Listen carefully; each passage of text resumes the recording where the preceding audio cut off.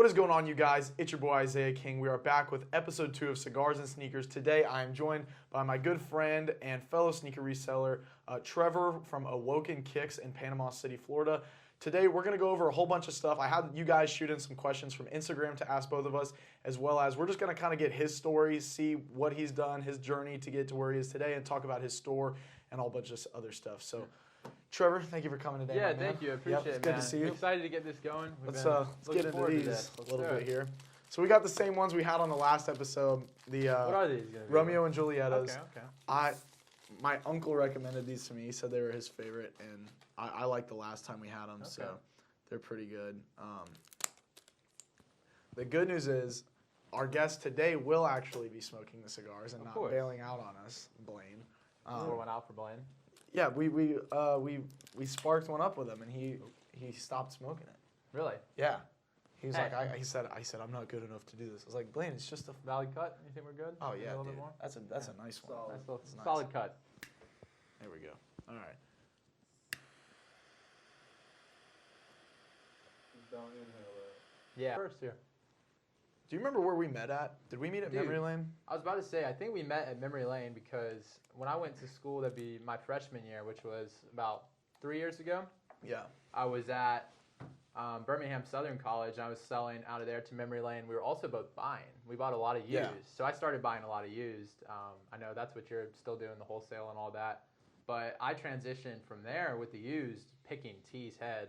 T's one of the owners at Memory Lane. Just every day I'd be like, how do you do this? How do you do this? Like, you're opening a second store. How'd this work? How long did it take? And like, T's been one of the biggest helpers for me and like motivations to open up my own storefront now. So I have a storefront in Panama City, for those who tuned in and don't know. And I opened that at 20, so just a couple months before I was 21. And that was honestly, I think that's where we met, because you were buying pairs. I know we talked a good bit. But it may have been honestly earlier. I think I might have known you online or from events, but then we finally like connected there. Same. And got to talk for the first time. Same sneaker events, same Facebook groups. I know we've been in for a while too. So. Okay. And then at what point did you start your brand before you started selling sneakers, or did No, you? so I started the brand actually after the sneakers. So for me, the brand was, I think, 2018, 2019. I can look. But that Awoken Dreams is my clothing brand. We started that up in October. The original design was a Reaper, and that did really well for us. We sold out our first 2 drops immediately, followed by pre-orders. We started doing pre-orders, and that went really well. But honestly, I've always wanted to do a brand, but it just took a while for me to get to that point where I wanted to, go into the clothing rather than like reselling the sneakers. When you started the clothing brand, because it's something that me and John have talked about doing. Absolutely. When you started it, how do you get from? How do you, are you selling to people that you were selling shoes to, or were you acquiring new customers online that had no idea who you were? I'd say that with the clothing brand, a little bit of both. For your following and, like everybody who goes to events and knows Isaiah King, knows you buy used, you do this, you do that, they're going to buy a t-shirt from you, even if they're not willing to spend, $160 on a pair of retros, pair of Jordans. They're going to come out. And they're going to be like, hey, if this t-shirt's $30, I'm going to buy just to support my friend. And you're going to get people who've never bought shoes from you before, people who aren't sneakerheads buying a t-shirt, because everybody wears tees. I mean, that's just, everybody wears clothes every day. So transitioning into that for me was, I found a lot of local buyers who would just rock Awoken Dreams like on the regular, repeat customers who would rock every order just to order something off the drop to have it. And we had some people who have our stuff still sealed in bags, like from our first drop, which is pretty cool. They'll send me. I'm like, that's sick, So all those people transitioned into the storefront I have now for sneakers and other stuff. But rolling with the brand's been great. So I'd highly recommend doing a brand. Wasn't there a point where you had like a massive amount of online orders though? Yes. So how did you drive traffic to that? So I had sent packs out to influencers. First off, I got in contact with the number one that blew us up was Summer Rae on Instagram. So Summer Rae, mostly everybody knows who that is. She rocked our K9 t-shirt, which I'll send a picture to you in it, and you can put in the clip or whatever. But she rocked that t-shirt on her Snapchat. She just posted 2 more videos of it on TikTok, which we've drove up to our website. And I was in school in my dorm. I see it was like, this was my sophomore year. Saw she rocked it, woke up with 430-something T orders on that That's shirt. fucking Just wild. because she wore it. Everybody liked the design And did she before. link it? No. And so they She's had not to go allowed out of to. their way to find it. Yeah, so, okay, listen. Imagine if she had linked it, how many more sales Dude, it could have been, gotten? thousands. That's what I was talking about with somebody, my Wow. brother. And the way that I did it, though, is I had a TikTok for Woken Dreams. It doesn't have a lot. My personal is like 25K. And the one on Woken Dreams, I don't even think I have it still. But I'd go on there and I'd have my link and I'd like every comment. They'd be like, oh, I like your shirt. Oh, I like this video. Oh, Summer, that's so this, smart. that. Like everything. So I was interacting with hundreds and I'd comment like 4 or 5 times. Repost the video like 5 times. That's so fucking cool. Yeah. So just repeat. And a lot of those customers are still repeats, and they're from random states. I was shipping to like Oregon, LA, New York, all that. Had you ever had like a big online explosion like that before that point? No, that was like the breaking point for me where I was like, holy, like, Yeah. you know what I'm saying, 400 and something orders in Were one you night. tripping kind of when I you was woke tripping. up? I had my roommate at the time. Well, did you even have that on hand? No, this was pre-order, right? So Oh, when I saw okay. her wear it, I went online and I said, I'm not a pre-order person. If people who know me, I drop stuff in hand. Now that I have, the money to drop in hand, I'd prefer it in hand. But you knew this was different. But this was different. I said, she's rocking this. People are going to want it. So I opened a pre-order on this particular shirt, K9 shirt.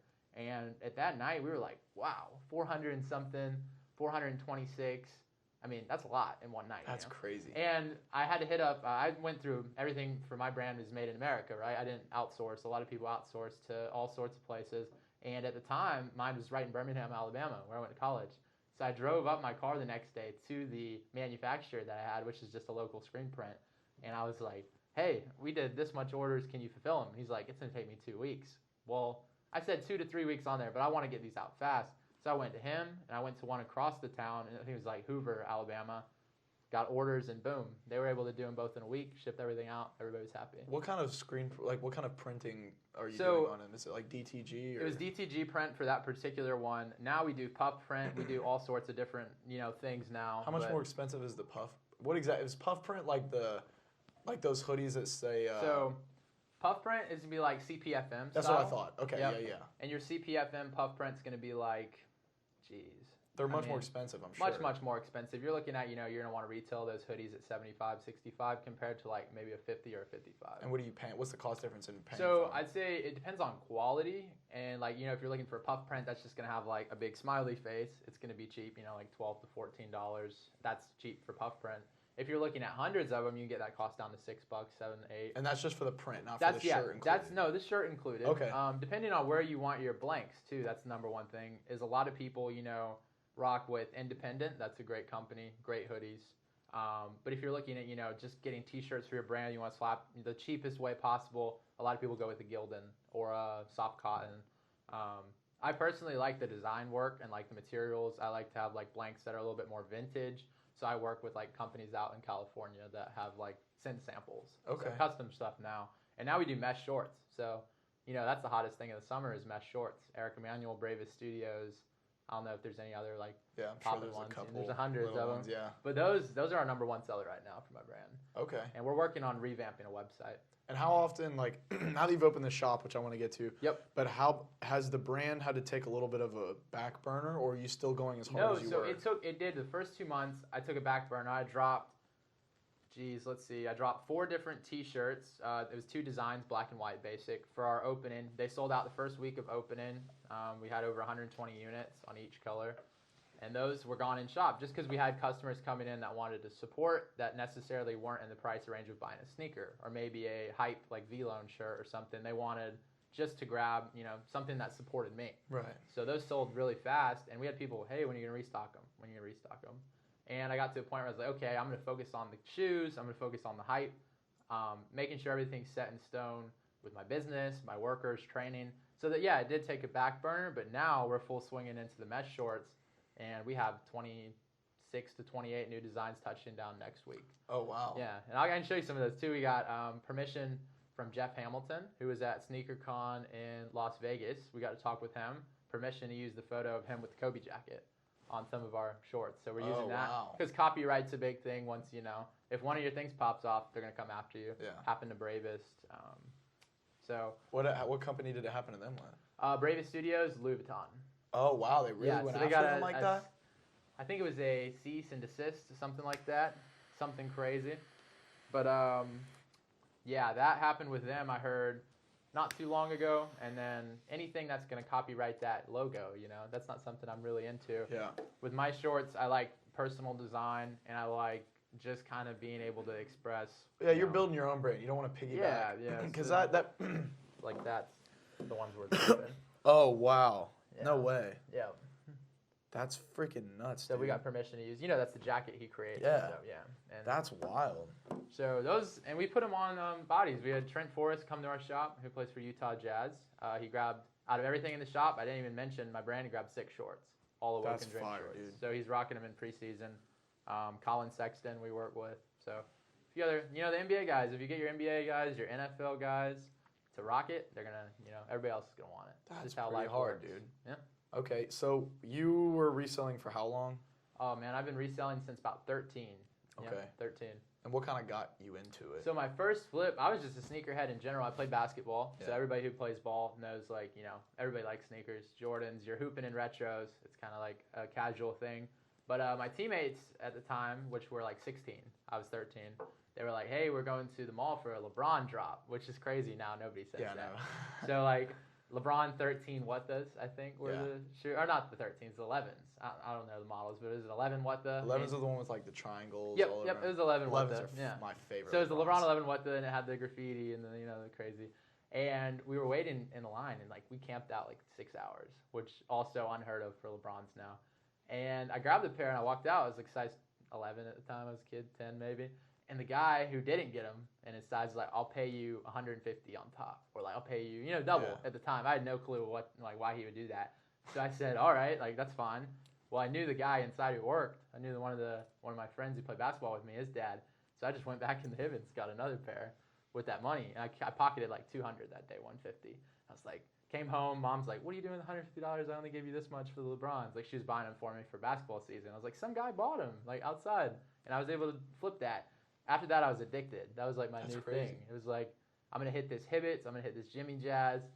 Mom's bringing me to the mall, you know what I mean? I'm 13, I can't drive. So I'd hit there, I'd start learning about retros, flu games would drop, and this is years later, I'm 15, 14. Yeah, 2016. Yeah, 2016. So yeah, I'd be 14. So flu games would drop, got 2, 3, 4 pair. And I started, building from there, but it was always money that I would spend back on my own personal collection. So really not until around, I'd say 17 or 18, I started being okay, I'm going to lock in on events. And that's when you have money to travel, when you're able to drive, you lock in and okay, I'm going to start going to these sneaker cons, which I went to when I was 15 and 16. My dad's also a sneakerhead, so that helped a good bit. But he's more of the Yeezys. So when the Yeezys started dropping, he started being this is cool. I'm going to get into the Yeezy. I'm going to get into, he has all the slides, all the foam runners. Oh, wow. Every color. He's He just into picked it. up the Flax that dropped. Yeah. So I just got him a pair of the Flax today. So he's into it big. But they would, we travel with friends. All my friends were into it. Yeah. It was really fun. But what about you? What about you on your first, did you have a turning point where you're I'm going to do this full time? Well, when me and him were in, I went to an all-black school for second grade or first grade or one of them. Mhm. And so that's how I dressed. Yeah. Except I didn't dress like a cool black dude. I just dressed like a black dude. So I had oversized flannels with long baggy camo pants and some big puffy Adidas. Yep. And I go to Pace High or Sims Middle School in Pace the next year. Mhm. And it's a culture shock for me. Yeah. Because that's you're rocking Sperry short shorts and Nike Elite socks. Nautica, Vineyard Vines. Exactly. Yep, exactly. Culture shock for me, right? And so I'm used to hitting on all the girls at the school and all that, and all of them liking me, and then I go to Pace, and no chicks like me. Yep. None of the dudes think I'm cool, and I'm It's totally different. I'm bottom of the barrel because Yep. they're who is this? Dude, what is this dude doing? And so I noticed, I started to make a couple friends, and I noticed, okay, well, what's the common denominator here? All these cool kids play basketball, and all of them have really cool shoes on. Yep. And so I started playing basketball, and then my buddy Taylor Pawnee actually gave me a pair of his KD6 Christmases, and Great I shoe. walked to school in them the next day. And one of the popular kids at lunch comes up to me and goes, "Love your shoes, man. Those are cool. What's your name?" Really? And from there, I was like, "Oh, I'm hooked." So it's sneakers. Yeah, I was like, so that's what it is, right? So that's how I'm gonna be cool.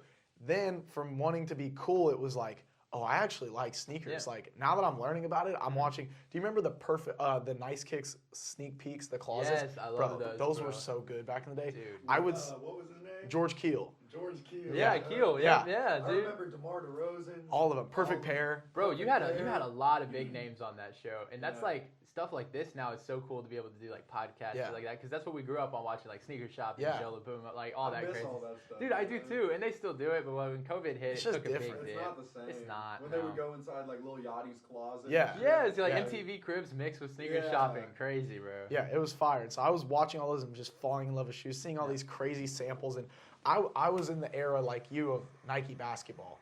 So like more than even being into Jordans. And also at the time, financially for me, I was like, I can't afford Jordans. I was like, for me, it's Nike basketball because my mom couldn't buy the shoes. I had to buy it myself. So it was like, okay, it's Nike basketball. So I fell in love with KD 7s. That was like, that's my dude. shoe. Like Oh my god, it's a great shoe. the EYBL, the all gold pair is, Yeah. I have it in my closet right now. It's my Really? favorite Nike basketball shoe of all So time. that was it. That was one of my questions. Like, what's your favorite shoe? Is that your favorite shoe or just Nike basketball? It's not. Well, it's probably got to be the most uncomfortable shoe of all time. It hurts. It hurts bad. I can't imagine Terrible. playing basketball in that shoe, but I love it. It's just so cool. And it's iconic for you, right? You know? Yes, Yeah. and it's my favorite Nike basketball shoe. Okay. I don't know really what I would say my favorite Jordan is. I've started to not love Jordans as much Really? anymore, just because Is it I've 'cause got you've seen 'em so so much? many, man. So much of them, man. So much. What was your first Jordan that you bought? So my first, so let me finish. So let me get to that. I'm about to get there. So I was into the shoes, and so I stopped caring about being a cool kid. I got to that point. I got skinny, played basketball. I was popular, whatever. There That you wasn't go. my point anymore. Got there, and then I was like, okay, but now I want more shoes, and I can't Yeah. afford them. So how do I get more? Yeah. So I started selling them, and I would, and then when I would buy them in my size, I'd rock them, and then while I waited to sell them, I'd sell them. And so I just keep doing that. Go to Plato's Closets, Goodwills. Love Plato's Closet. Oh, back in the Man, day, I wish Panama City had Plato's Closet. it's not like it used to be though. No, Because no. the employees charge like. Well, that big numbers and the now. employees know what they're Yeah. getting now, Yeah. so it's tough. You have kids that like resell that go to Plato's Closet to get money. Now on the Plato's Closet here on Davis, now they have a whole wall where they put like Jordans Yeah. up on the rack. And never they used charge to like do 4 that. times more for Really? it. Yeah. You know, it used to be back in the day, what, $9.99, Y- $8.99, And Yeah. they used to lower. just be sitting on top of the racks with all. Yeah, the, yeah, with now everything they else, with the separate Converse. the good stuff. Oh, from okay. the Yeah. bad They're stuff. like We went to reselling it. They put it on Destin. its own wall and stuff. And we found like 5 pairs of Jordan 10s for $30 a pair, and some Oh Jordan my 2s for God. $20. Like it was crazy back in the day what you could find. Wow. I found LeBron 5s, like a bread colorway at Goodwill for like $5 a long time ago. So you just can't do I that remember anymore. No, it's bought not real. those- This I doesn't bought those Yeah. from you, and I hooped them, and the soles fell off. Yeah. Yeah. So, anyways, then I started falling in love with sneakers, and my first bulk deal was a guy who owns the sneaker group for Pensacola. Oh, really? And he used to do these things where once he got tired of his shoes or he saw steals, he would buy it all, and then he would drop like steal posts just to keep the group active and That's engaged. sweet. That's really And nice. so my first bulk deal ever was 5 pairs off him. And I bought them for $80, like probably $50 a pair. It was French Blue 7s, Beautiful Kyrie shoe.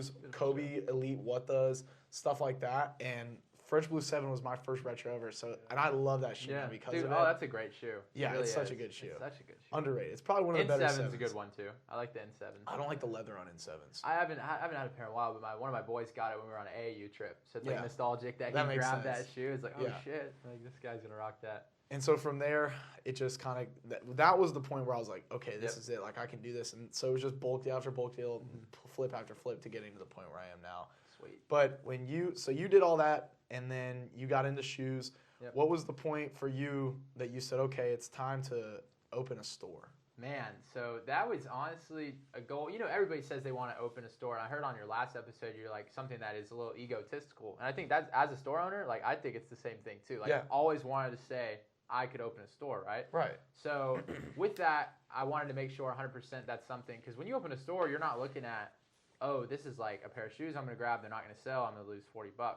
This is like, oh, I'm going to lose, X amount of money on rent this year. Thousands. You're talking, you're in the 6-figure range, Yeah. of risk.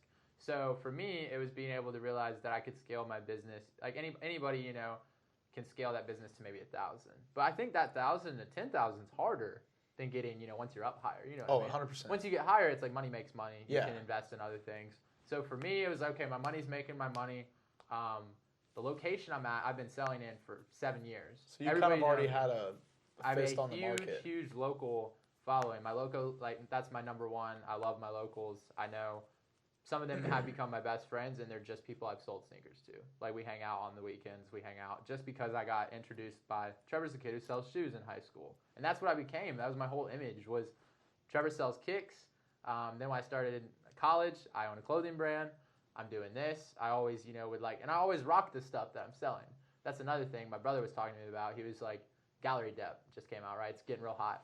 And I'm selling Gallery Dep in my store in Panama City, which is people are like, okay, like, who's going to buy the Gallery Dep? Well, we've moved on pre-orders alone, a bunch of it, right? And I'm rocking it in the store because I'm telling people, like, this is hot. Like, it's hot stuff. Gunna's rocking it. People are rocking it like that. And it's like, like you said, you can sell anything, right? So you can sell, I believe me and you could sell this water bottle for double to anybody else just because that's a skill we've learned from events, learned from everything, sneaker deals locally. And for me, I was, looking at the store idea for years, and the click point was just kind of like when the brand started blowing up, I started getting extra money to be able to look at it. And when a lot of my locals were like, a lot of people open shops recently. It's kind of like a trend to open a shop. And a lot of people are like, when's the shop coming to Panama City? It was a buzz. Are you going to do it? Are you going to be the first to do it? And I opened up one, I know shortly after, one on the beach also opened up. But right now I'm doing the vintage in my store, so I'm able to do vintage, which you're looking at $10 tees on Tuesdays, right? All the way up to, you have crazy grails. Like I just picked up 3 pieces with my brother at Garden Street. We paid like $500 for our tees and stuff. Oh, wow. Like total, it's like $150 Grateful Dead, stuff like that. And then you go in the V-Loan, the Antisocial 100, 120, Babe, you got 160, 140, all the way up. You get all the way up to we have $3,000 sneakers, Travis Scott, stuff like that. So I didn't want to collect just, okay, 200, 400. I wanted to say, hey, I'm going to hit everybody in Panama City who buys clothes off me for $10 at $10 tees. Everybody who's buying vintage for $30, because every kid, you go into high school, 90% of the kids are rocking a vintage tee with some Jordans. And then location was important too. Everybody said go to the beach. Everybody said go to a mall, which is like, okay, I think I could do that. I'd be successful, but I have enough of a traffic online, like my Snapchat's at like 2.6K viewers every day about shoes. I'd say like all locals, right? Instagram, we're not at a crazy amount, but all locals every day. I sell, in my dorm, I'm selling 100 pair of sneakers every week or two just through locals. I don't have any like bulk. Like I said, you have the bulk. I didn't have the bulk. It was all B2C, business to customer. So when I was able to, realize like all my customers live here, they're all here in the summer, they're not leaving, and if I can get a location that's gonna be prime, I'm gonna be set. I just got to do marketing. And I post like 7 to 14 times on Instagram a day. I run 2 to 3 reels a day. We run 2 to 3 TikToks a day. I'm everywhere. Like you can't, and like people know that who follow me, you're gonna see my post every day. Like every hour I'm posting. You're gonna get notifications. I run giveaways. So it's all been planned to be like successful, but also just like a fun thing to do. I love it. So like when you wake up and you go to work in my shop, it's like I've been there 3 months, 7 days a week, working OT. It's like I'm tired, but this is my first day off. And even then I'm still itching to get back and make sales. It's just like kind of what I've been doing for the past 6 to 8 years. You know how it is. Yeah. You itch like when you take time off. You're yeah. Absolutely. I could be making this. I could be doing that. Yeah. So that kind of flows into a question I want to ask you. Is there a point where you're like, this is it? Like this is like I'm set, or are you just hungry? You're going to keep going hungry? No, there's never.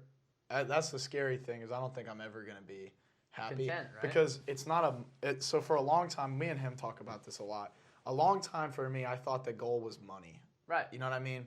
And then once you get enough money, not that I'm rich, but once you make enough money, it's like, well, I pretty much have everything I kind of want. The only thing I would want more than this is like designer and really expensive cars. Which and that will come in due time. It will. It will. Yeah. And so it's just like, okay, well, money's not really the goal anymore because now I'm comfortable in life. I can pay my bills. Exactly. And I have no worries about money. So what do I want now? For me, that shift was about a year ago when I had no, like I feel like now I've got a pretty good brand around my name. I'm not big on anything, but when I show up to events, people know who you are. People know who I am. And so for me now, it was like a year ago, there was shops like Soul Priorities. I don't know if you know them in North Carolina.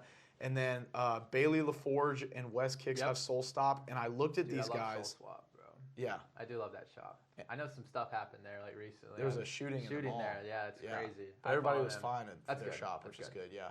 But I looked at those guys and I was like, now for me, it was like, for some reason, I wanted these guys to respect me. Like, I was like, I want them to know, like, okay, I may not be on their level, but I'm working as hard as possible. If they're they'd have to be working 100% to be working as hard as me. And I wanted everybody to know that. And for Yeah. me, like, legacy lately has been my thing. Like, Yeah. I don't care about the money.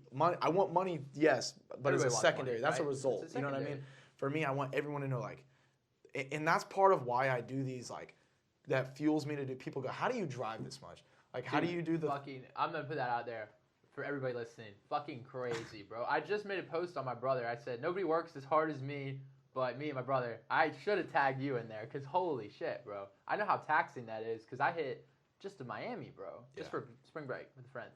I was dead. Yeah. And you're hitting the gym at Planet Fitness. I see on your story you're hitting the gym when you get there. I'm like, Yeah.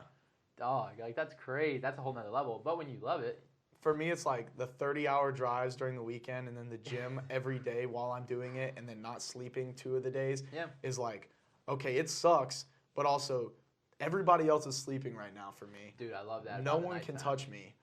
No one's hustling as hard as I am, and everyone's looking at me going, this motherfucker right here, part of it is like an Crazy, ego thing, I think, a little bit, where I'm like, Yeah. I want everyone to know that they're not fucking touching what I'm doing. Exactly, and that's how you have to be. You know, that's how you have to be. And so half of it is that motivation of why I keep going, because I never want people to think, oh, he fell off. I want to get crazier and crazier. Like tomorrow, I'm driving 20 hours in New York. I know, and we then were 20 shooting hours this back. in between. Yeah. That was crazy. And then I'm sleeping in the car for 3 days. And That's it's like, dope. no one else is doing that. I want everyone to, and then the people that I know that are driving there are getting a hotel and acquiring more costs. I'm sleeping in the fucking car and saving that's $600. So like for me, smart. it's like, I want the legacy.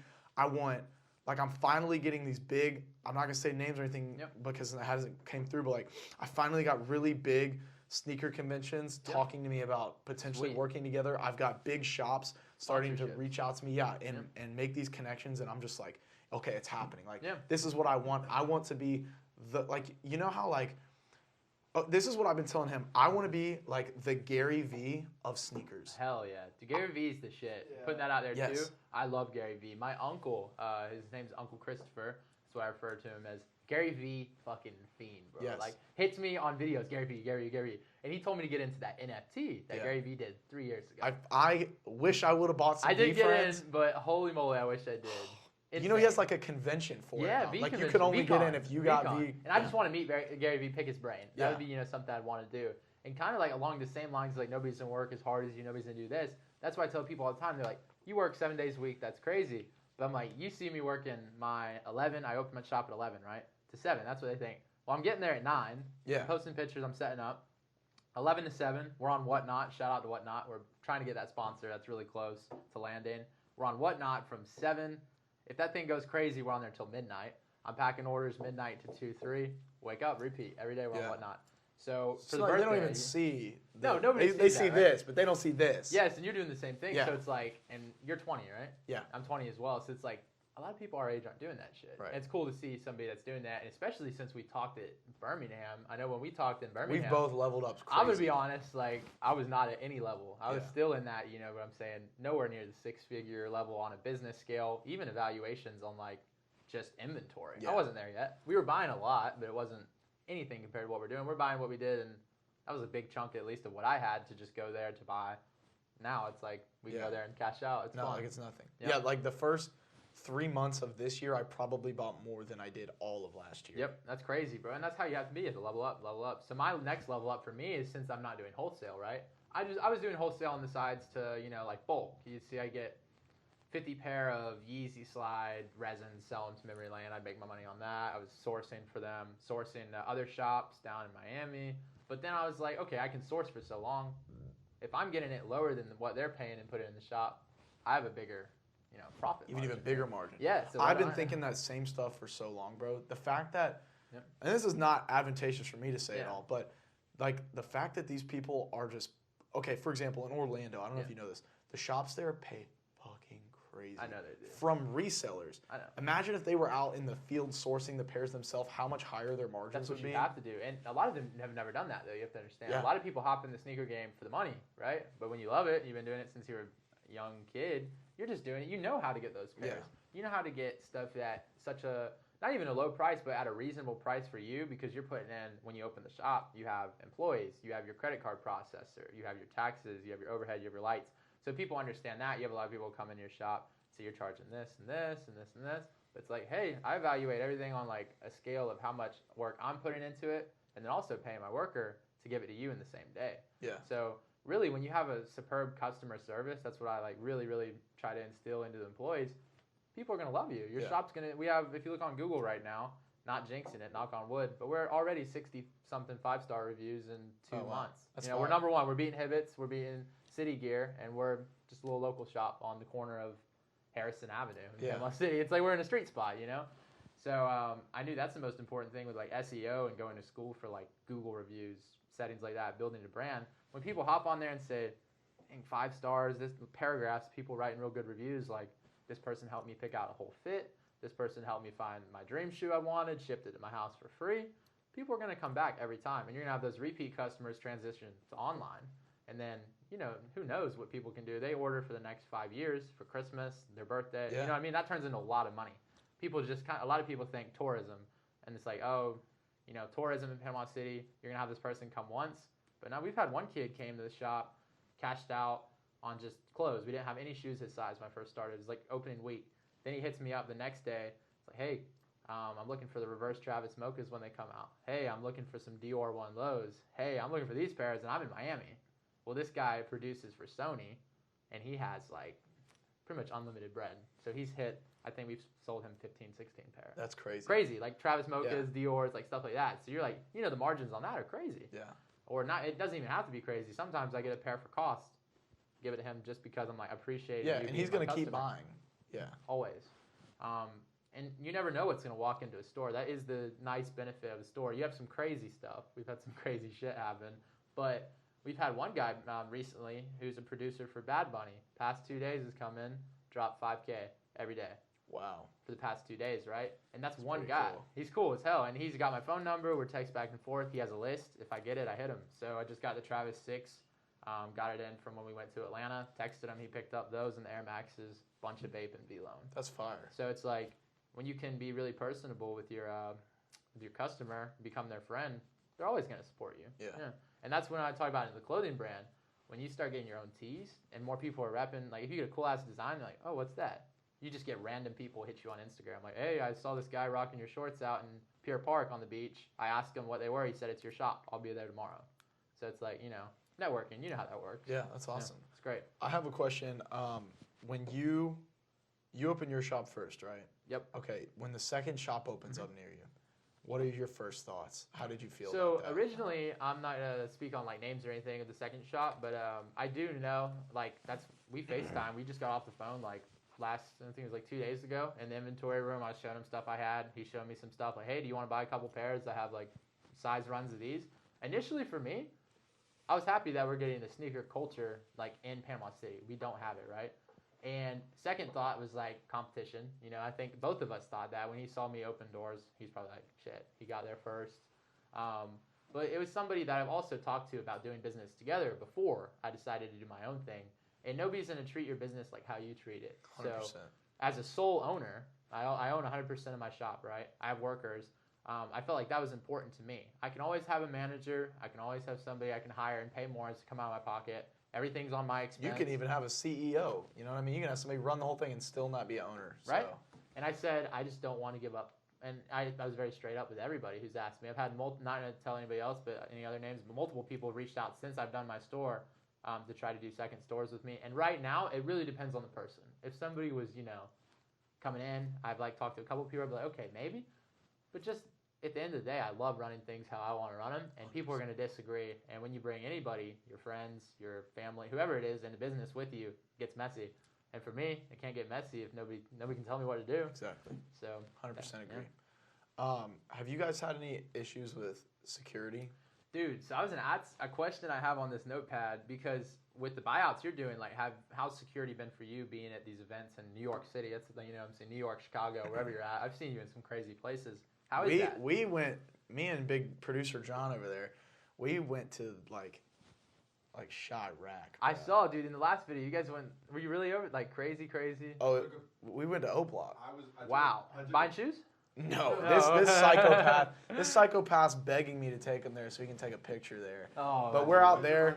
The King Von mural. Yeah, okay, that's dope though. Yeah. That's dope. But we were like in the heart of Chicago, walking around, like going in people I had never met's houses cashing out like That's in the middle of the crazy, street bro. buying pairs like That's Everyone's- crazy. We're carrying 40 pairs across the street. across street. With people watching, they're all staring at us by a barbershop, and it's like, what? I mean, there's some normal people, but then there's some thugs out there, bro. But You know yeah, what I'm dude, saying? this, I know what you mean. And like even for anything on any event, you have oh my God, what's his name? Nucci. Didn't he just get something robbed? No, that was Was that- Sauce Sneaks. It was Sauce Sneaks, Which not he Nucci. looks just like Nucci. Dude, though. sorry, That's Nucci. funny. So Nucci, I've been buying off Nucci. I love Yeah. Nucci. So I buy a lot of pairs off him. But Sauce Sneaks got Yeah. something stolen. And was Yeah. it Miami? He was Or- at Sneaker Pretty good. Swap Miami, and they were he left his trunk like accidentally clicked open a little bit They and got went him, inside didn't the event, came back out. Apparently somebody saw him not shut it all the way, and Everywhere. Eyes and everywhere. they got man. him. Yeah, Eyes they are got everywhere. him. They stole like 15 grand worth of So shoes. I'll tell you though. this, man.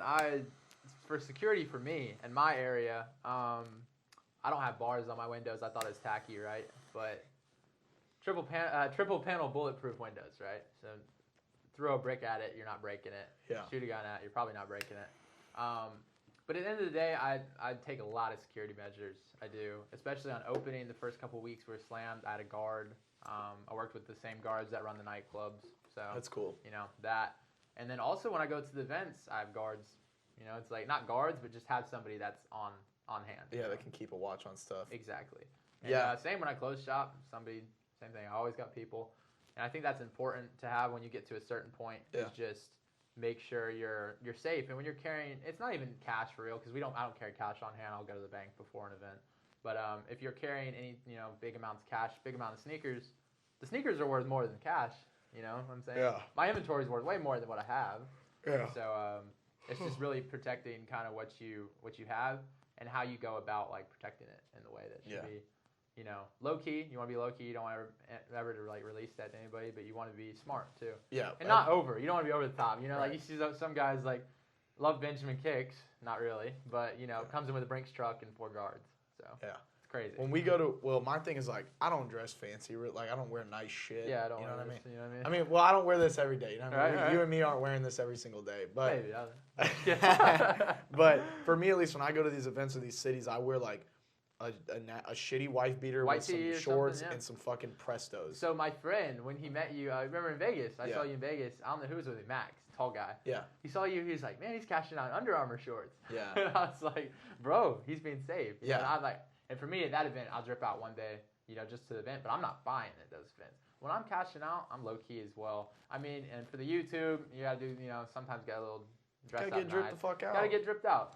So, but I'm always careful if I'm dressed around. And honestly, around my town, I don't do anything else but go to my shop. Yeah. People know that. People rarely see me out and about. I DoorDash most of the time. I'm working most of the time. And then the time I do take off, I want to travel. That's like my main thing is to get to a point where I can travel while doing sneakers, doing work. But I want to. There's a lot more to life than just the sneakers for me. yeah, So, and that's kind of what you tapped into with the whole legacy thing. I saw a quote, it was a Bill Gates quote, and he said because he got real sick. And he was saying, well, I realized that like $400,000 watch, 4,000 watch, 400 tells the same time. You all have the same time. So really, when you're talking about the money, everybody chases that. For me, it's not that big of a deal for me. It's nice to have the car, I have a cool car, I have a cool shoes, cool personal collection. But it's like when you have everything you want, you have a house, whatever you want, you're comfortable. You don't really chase anything else. So I don't know. What are your next steps though? Are you scaling bulk or? that's what we're trying to figure out right now. The goal for a little bit was to scale the bulk thing. I don't know. I haven't had the conversation with my bulk buyer on where he thinks his buying capabilities are going to go. So I think where I'm at with him is probably as scaled as I can get it, which is Okay. around 100 pairs a week. Wow. But that's consistent, which is good. That's great. I would like to start bulk buying DS for shops, Beautiful. but it's just a little Margins aren't tricky. as high, are they? No, but No. it doesn't even matter because it's just more money. You know what I mean? I don't Yep. even care if it's 15, 20, 25 a pair, but I'm able to source 100 more a week. Yeah. And I'm doing it at the same time I'm doing everything else. It's costing me nothing. Yeah. I mean, it makes no sense why I wouldn't. You might It's- as well, yeah. Exactly. And so that's kind of what we would like to do. We're also trying to scale our B2C right now. So our Gotcha. eBay, we've been growing. Our main issue with our eBay is that we can't get enough for it. Okay. So, I can only source so many pairs every week. And if I have to give Facts. 100 to this guy and then we sell 50 to 70 a week on eBay, and That's I can great. barely get That's 100 a week or 150 a week, well then I'm either only maintaining those or not even hitting quota, which means I can't ever grow it. Yep. And so we're kind of stuck right now. It's like we You're in a spot a little bit. we get like 300 or 400 on eBay. I'll leave for fucking 5 days and I'll come back and we're like 290, and I'm just like, oh my god, we can't even get enough stuff to keep it up. So you're trying to really, really up it, like, and I mean, you're hitting every big event. That's the thing. I'm not even. Do you guys go to the same events? So you work. Well, we can't together? because Starting to come to events with a little bit more. But big ones, it's hard because somebody has to send out orders. Somebody has to stay here cleaning. So that's when you look into, like, for me, I looked into scaling on a business with employees. I needed 3, right? Originally, I knew I want at least 3 to when I open up, because I don't pay myself, right? Of course, I'm not gonna pay myself because like 10, whatever I make, no. So I'm the worker there all the time. And then the first person I hired is my younger brother. Most trust, I trust him with money. I trust him with whatever he wants. So he's my main guy, right? And I hire one of my best friends from kindergarten, and I hire a girl that I've known since kindergarten. So those 3 are my big main employees. But I got to the point where I realized like 3 is even shallow in the storefront. But when you're running the online, you got 1 right now behind the camera. And have you ever looked at a second? No, for me, this dude's been my best friend. So you trust him like to be in your house, to be with your money. I was in 7th, he was in 8th grade. I mean, but the thing is, he's been my best friend for that long, and we've been so close for that long. Yep. And probably a year ago, I just started trusting him. Yeah. Like, It's tough. It's so hard. It's been weird. Like, Yeah. he's always like even to this day, he's typing his PIN number in, buying stuff. He's like, could you look away for a second? Like, Of course, you Yeah. have to be like that. Respectfully, like, I Respectfully, understand yep. that. And it's just so tough because it's not like where you have cameras at your shop. I do everywhere. Right, I have so like you've got 15 cameras decked out, you've got a shop, and it's boarded up. For me, it's like, well, we do this out of my home. Yep. And it's like, I don't even let And you people. know what I mean? Yeah, it's hard for me to get a third employee. Plus, I feel like, and for me, like, my biggest mission lately has been like, it was the money, and then I was talking about the legacy, but recently I hired him, and for me, it's like, okay, now I want to get this so big so that I can pay him so much money. Like for me, I want like the money's not an issue for him right now. It's for you to pay him, right? Yeah, like you got it. Yeah, you know what I mean? but I want him to be making more than a minimum wage job. Like I want, and I don't want to be in life leveling up where I'm like, oh, I'm gonna buy a house or I'm gonna buy a Corvette, and then he's just like, cool. Like I want him to be up there with me, buying a Corvette for himself with me. And so for me right now, it's like, well, I could hire a third person. I could hire a third person, but well, let me find a way to make both of those roles just fit for him so that we can pay him more money. You're grinding, you know what I mean? Yeah, and he's willing to fucking do the grind. So when you go to events, so let's say, there's weekends when there's 2. We all know that. Like I just hit Sneaker Exit, you're in Washington. We just had that conversation that... Did you ever think about, okay, so I'm going to hit Washington, he's going to hit Sneaker Exit? We had the conversation, but he hasn't... He's so close to knowing exactly. He's so close, but there's just a few little things that he still doesn't get. Part of it is because I'm just a fucking psychopath, and I do things so weird and OCD. And he's like, I don't get it. No, look, literally, it'll be like this. We'll be at an event, and Isaiah will be like, he'll go up to someone, he'll be like, let me get that win like 96. He buys a win like 96, right? 10 minutes later, there's another one. Yeah. Like literally 10 minutes later, just another reseller. I'm like, Zay, there's a clean pair of Win like 96s right there. He was like, nah, I don't want that. I was like, why? It's cheaper than the last one you buy. He's like, I don't know. I just have a gut feeling something about that. I just can't buy that shoe. Oh, so it's like a little bit of like, what is that called? Superstition. I'm the same way. I feel that. But it's not even that. It's like sometimes I'll see like a certain way the shoe's yellowing, and I'll just be like, it's not worth our time because that's already been iced. Or like I'll be like, oh, you didn't see it, John, but the stitching is just like it's a little bit yellow, and I cannot do anything with a little bit yellow stitching. Yep. Well, even that, but it's like I know that I don't want to get a shoe in with yellow stitching, so I'm not going to sell one to my bulk buyer or a customer on eBay. You know what I mean? Smart. That's being like thorough with your inspection of the sneaker. Exactly. Which comes. So I always think anything can be. That's tough because I had that problem with my employees, right? T and me talked, and T gets to a point where like his employees are like buying used for him. I can't like wrap my head around that. When I'm out of the shop today, like, sorry guys, I'm not buying today. I'll be back in 2 days. I'll be buying. Bring back your pairs. Or we can do some store credit. Most of my employees know the range. They're all sneakerheads. But when I hired my brother, he's a sneakerhead, right? He knows pretty much everything about sneakers. Jake, same thing. But when I hired Kelly, this is my other worker, her name was Kelly. She knew a lot, but she didn't know. You know what I'm saying? I didn't expect her to know Military Block 4, LeBron 7s, all this crazy stuff. And it's like with somebody like that, they can learn, but it's going to take so much So long. time, so much And time. part of it that goes into it's not just anybody can research the numbers, but only someone like you and me that's been doing it for so long knows exactly how long a certain colorway of a certain size of a certain shoe is going to take to sell. You know what I'm saying? Oh, yeah, we were just talking about that Yeah, too. You know like what I mean? know exactly how long it's going to take me to sell a size 11. Like I know that when I buy a Racer Blue 3 that's clean and an 11 and a half, Clean, it's going gone. to sell way Gone. faster than a size 8 is. Or I know that 6 months ago Red Flint 13s were easy to move, but all of a sudden they were tough fucking now. goddamn bricks. And I know that because I do that every day and I'm watching and I'm also like he might be watching, but I don't know if he's really paying attention, even though, you know what, there's it's not registering as much as me and you. It's because like, we've I'm been like, doing it oh, for okay, so I got to notice that now. Like, the one and time. You have to understand, that's why I told somebody this, because they asked me the question of, what do you know to sell in your shop? Because I'm switching shit out all the time. I've been on 3 months, I switch shit out all the time. And you have to. I have to keep it up to date. But how many people besides you in your shop really can see that you need to switch those things out? They don't, because they don't really follow the trend. Yeah. You know, maybe my new worker, Jordan, I just hired him. He's a basketball guy. He's really into high fashion. So he's into like this shit, the Louis, the Gallery, the Chrome. And he's bringing stuff to my attention at the table where it's like, damn, I didn't think of it like that. Like, that's smart. And we'll test it. And it's great with the shop because I can test 4 pieces, 6 pieces. If I get a small, medium, large, XL and a gallery shirt, I know that's going to sell. You know, if 2 of them sell in the first 2 days I have them out, I'm like, all right, I'll get more.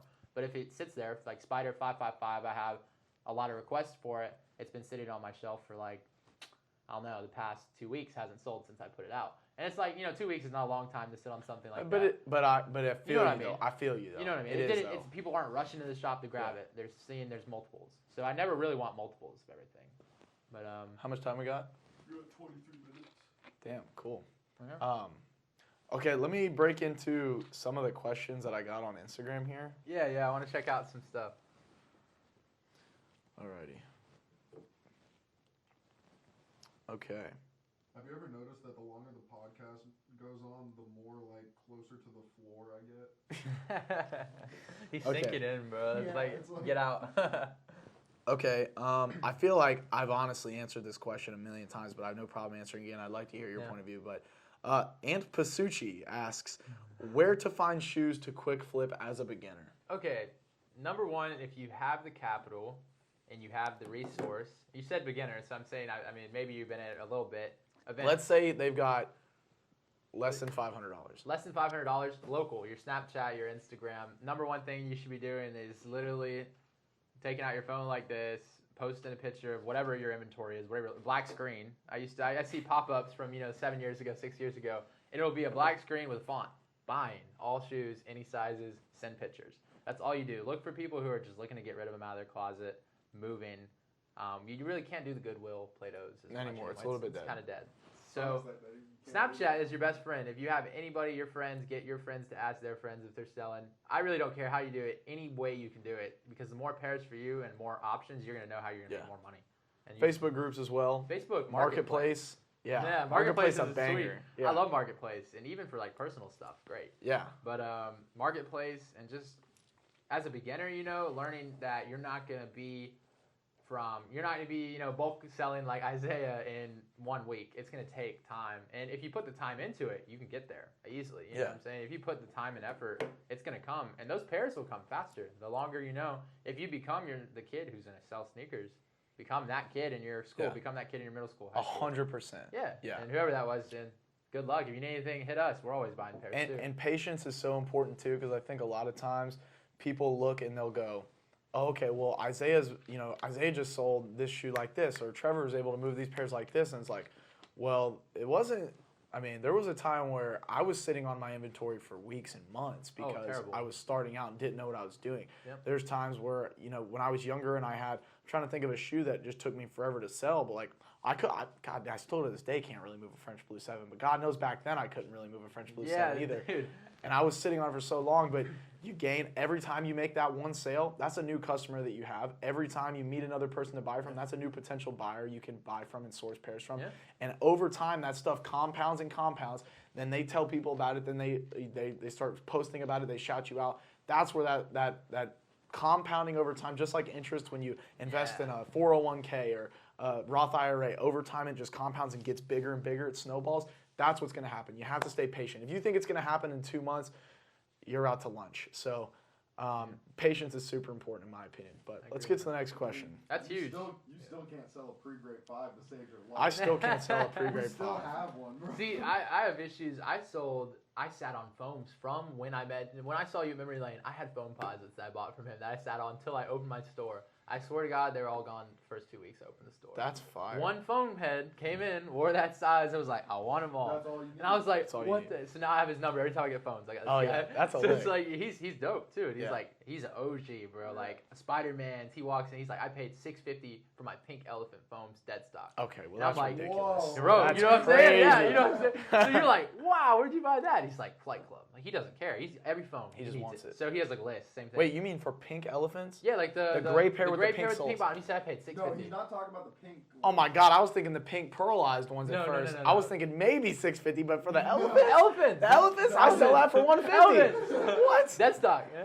Oh my goodness, that's haram. So yeah, I mean, Wow. networking is the number one thing. Yeah. People don't know that networking is the number one thing because my parents said the same thing to me when I wanted to start traveling to Vegas. I want to start going to New York. I want to go to Ontario. I don't have the passport, so rip that. But Pink elephant print for 6. isn't that crazy? $650, bro. That's wild. I said that, and I went to Vegas. My parents now, it's like whatever. They love the traveling. I'll bring my mom with me. I'll bring my dad with me. Can't bring my mom to Vegas with me. Yeah, that'd be bad, right? Can't bring my mom to Vegas. I'm trying to go to Vegas for the 21st next week, but I went to Vegas, and that's where I found, a plug. I may have been in Vegas or it was a sneaker con before in Miami. I found my guy who's now doing my shorts. So you know what I Yeah. mean? He's made me, God, Yeah. knows what in the future. I think that our clothing brand is a 6-figure potential brand.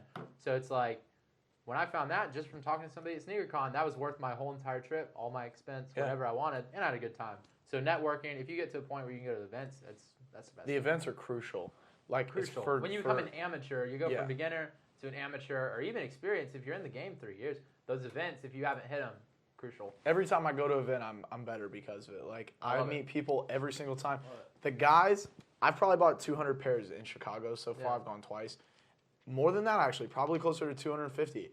And I met a dude at SneakerCon who sold me a bunch of used stuff. He's like, we have a storage unit full of shoes in Chicago. Come cash us out.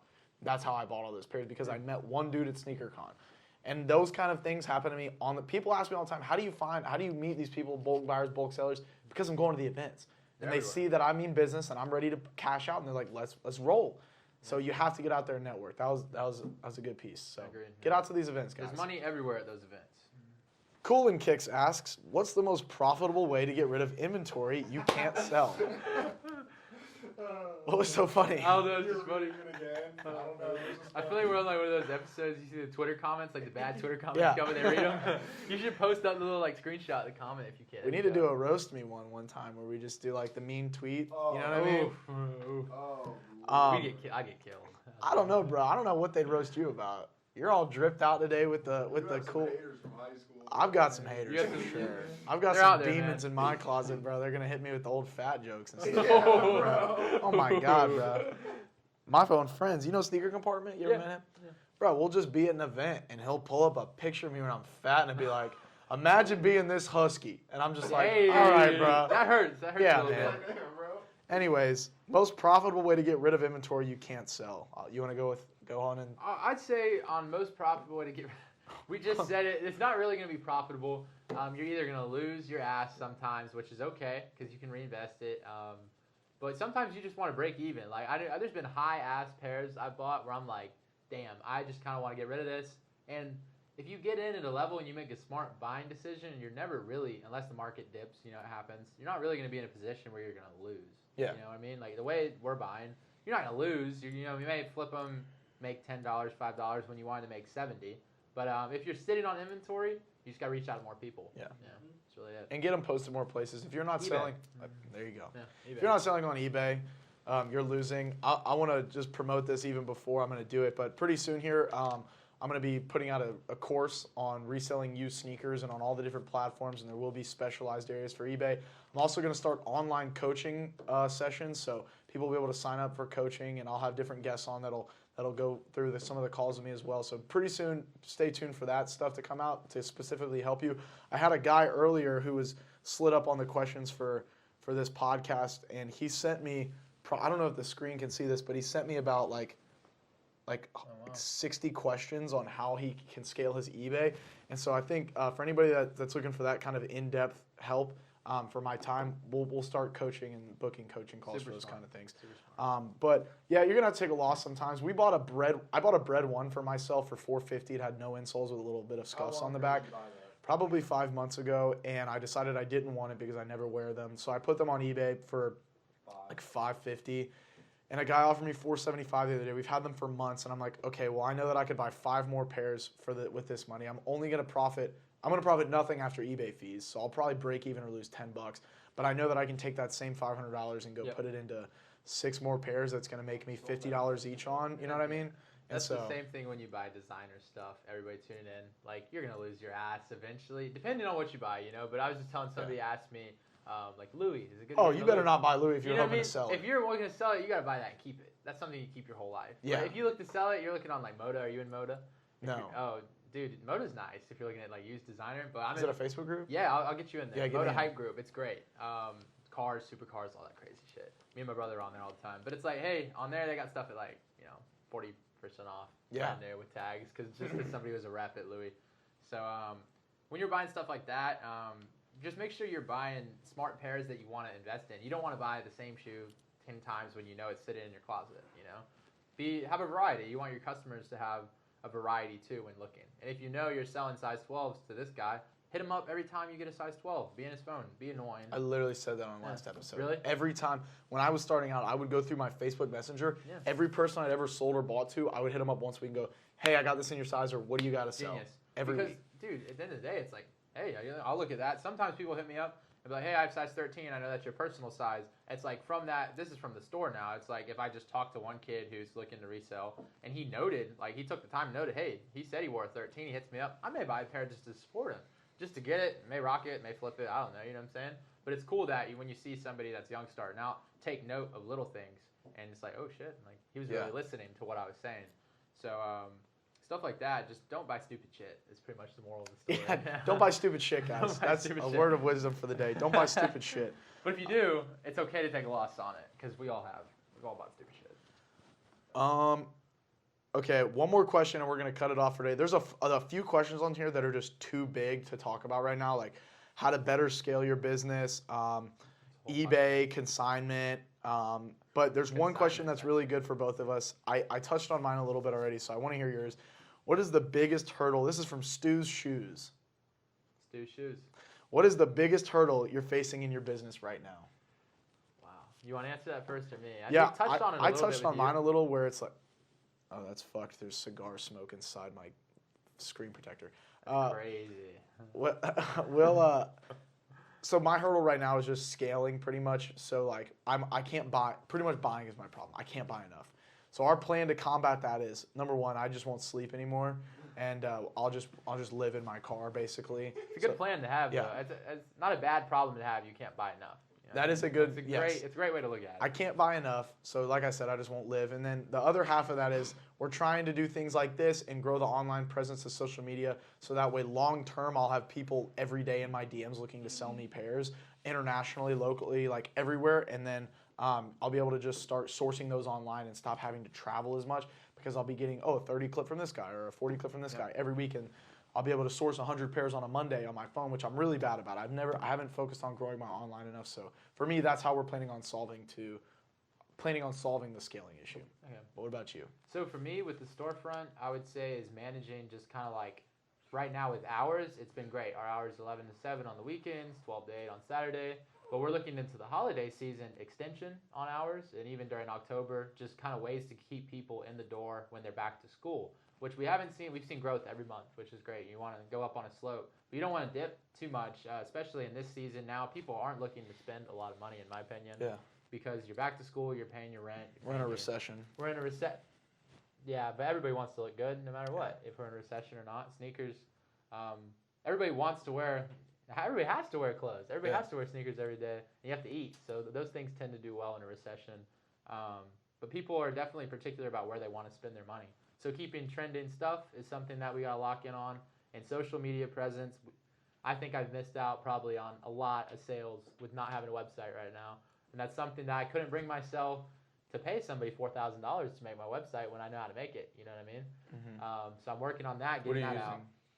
I was on Shopify. I don't think I'm going to go through Shopify, so I'm through Lightspeed, which is my POS system. And pretty much it's like if somebody picks this up in the store and buys it, it'll delete it off my website. That's awesome. Which is great, Such right? a like and if relief. somebody deletes, somebody buys something on the website, when they scan it, like let's say I accidentally leave it out, I haven't grabbed it to ship, it'll say sold already on the website, which is sick. But store gets first priority, so I just refund the website. Because if somebody has it in hand in the store, I'm not going to take it out of their hand. Right. So I guess that, and then combating online chargebacks. That's been a bitch. That's why we stopped doing a website, bro. Terrible. eBay for us is just like can't get charged back, especially with authenticity guarantee. It's like they're checking the shit. Like if as long as it gets to that warehouse, you're good. Yeah. Chargebacks are the stuff. So bro. I mean, with my own Shopify, before I opened a store, that's the steps I took. Number one was having an online presence to be able to open a website and be profitable.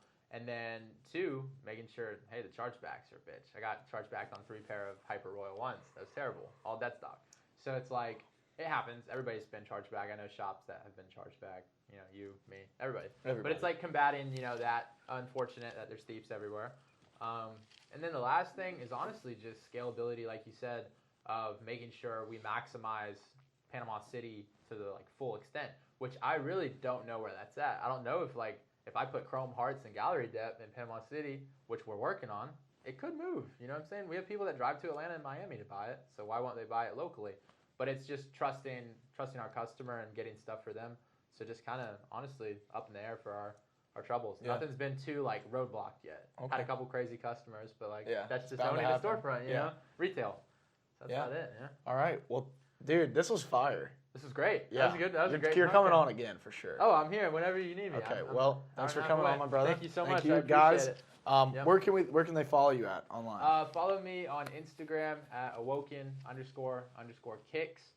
Hit us up if you ever need anything. We have a full-time social media manager running our Instagram, so she will hit you back with any questions you have looking for particular pairs.